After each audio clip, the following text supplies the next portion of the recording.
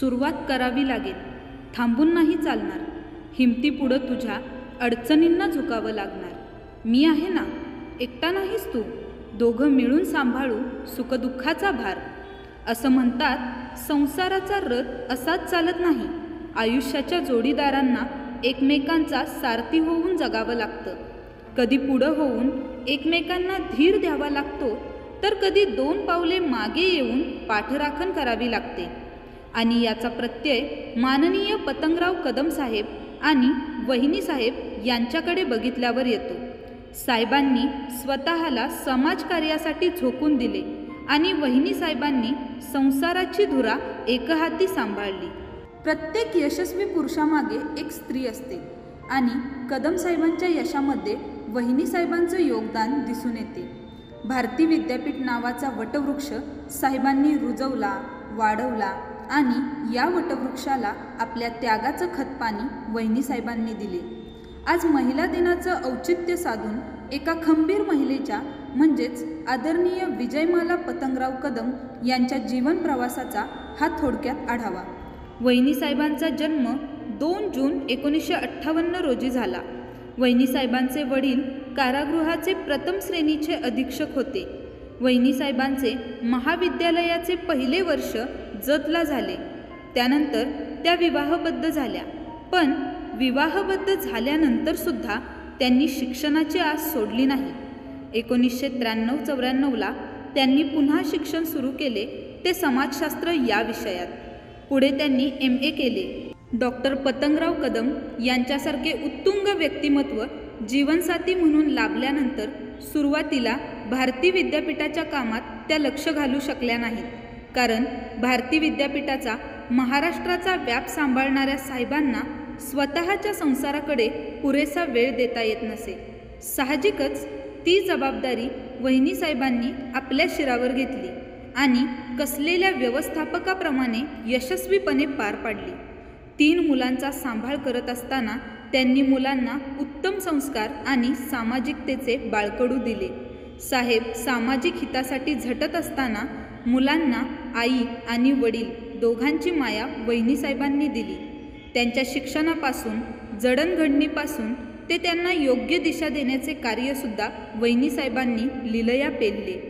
मुले मोठी झाल्यानंतर 1985-86 मध्ये त्या जगप्रवासाला निघाल्या. त्यातून त्यांची दृष्टी, विचार अजून प्रगल्भ होण्यासाठी मदत झाली.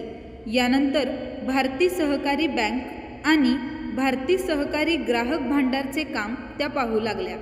40-50 लाख रुपये तोट्यात चाललेल्या भारती सहकारी ग्राहक भांडारचे सभापतीपद स्वीकारून बैठका, चर्चा, विक्री वाढवण्यासाठी नवीन योजना, उधारीच्या वसुलीसाठी खटपट करून अनुभव नसतानाही भांडाराला तोट्यातून बाहेर काढले. काळ पुढे जात होता. साहेबही विधानसभेत मंत्रिपद भूषवू लागले होते.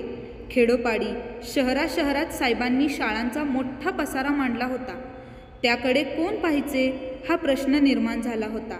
साहेबांनी शाळेचा व्याप वहिनी साहेबांवर टाकला आणि त्यांनीही तो यशस्वीपणे पेलला. खेड्यातील महिलांची स्थिती सुधारावी म्हणून वहिनी साहेबांनी 1992 मध्ये बचत गटाच्या माध्यमातून महिला उद्योजक संस्थेची स्थापना केली, जेणेकरून घटस्फोटित, विधवा, आधारहीन महिलांना सन्मानाने जगता येईल. 300हून अधिक महिला या संस्थेच्या सदस्य आहेत. वहिनी साहेबांनी खेडोपाडीच्या महिलांसाठी तीच व्यासपीठ नावाचा उपक्रम सुरू केला. महाविद्यालयात बाहेरून येऊन शिकणाऱ्या मुलींसाठी वसतिगृह सुरू करणे व चालवणे ही जबाबदारी पण त्यांनी आनंदाने स्वीकारली. वहिनी साहेब भारती विद्यापीठ मेडिकल फाउंडेशन, पतंगराव कदम प्रतिष्ठान, अभिजित कदम मेमोरियल फाउंडेशन या आणि अशा विविध संस्थांच्या ट्रस्टी म्हणून कामकाज पाहतात. अभिजितदादांच्या अकाली निघून जाण्याचे दुःख कुणाच्या सांत्वनाने न शमणारे होते. त्यातूनही स्वतःला सावरत मुलाच्या स्मृतिप्रित्यर्थ वहिनी साहेबांनी प्रतिवर्षी फुटबॉलचे सामने भरवले. वहिनी साहेब भारती क्रीडा प्रशिक्षण आणि कला प्रशिक्षणच्या ट्रस्टी आहेत. नॅशनल लेवल फुटबॉल टुर्नामेंटसुद्धा त्यांच्याच सुपरविजनमध्ये होतात. दुसरा उपक्रम म्हणजे मानवतावादी भूमिकेतून समाजकार्य करणाऱ्या संस्था आणि अपघाताच्या ठिकाणी प्रत्यक्ष मदत करणाऱ्या व्यक्तींचा सत्कार करण्यासाठी अभिजित कदम मानवता पुरस्कार जाहीर केला. वहिनीसाहेबांनी कदम साहेबांची सहचारिणी म्हणून कौटुंबिक जबाबदारी सांभाळत असताना साहेबांच्या सामाजिक कार्याचा वसा आणि वारसा सांभाळण्यात सुद्धा मोलाची कामगिरी बजावली. त्यांनी समजूतदार पत्नी, उत्तम माता आणि आपल्या सर्वांच्या वहिनीसाहेब या भूमिका पार पाडत भारती विद्यापीठाच्या शालेय शिक्षण समितीचे अध्यक्षपद भूषवले आहे. वहिनीसाहेबांच्या सामाजिक कार्याचा गौरव म्हणून त्यांना प्रेमला काकी चव्हाण पुरस्कार, जिजामाता पुरस्कार, आदर्श माता पुरस्कार आणि आत्ताचा रमाई रत्न पुरस्कार 2022 देऊन त्यांना सन्मानित करण्यात आले. कालपासून असं वाटतं की हा पुरस्कार मिळाल्यानंतर तर आपण म्हातारे झालो नाही, तर आपण तरुण झालो आणि आपण आता ह्या समाजाचं आपल्यावरती काहीतरी जबाबदारी आहे आणि ती जबाबदारी पूर्ण करायची आहे. भारती विद्यापीठाचा डोलारा साहेबांच्या नंतरसुद्धा दिमाखात उभा आहे, तो वहिनीसाहेबांच्या मातृत्वाच्या सावलीत.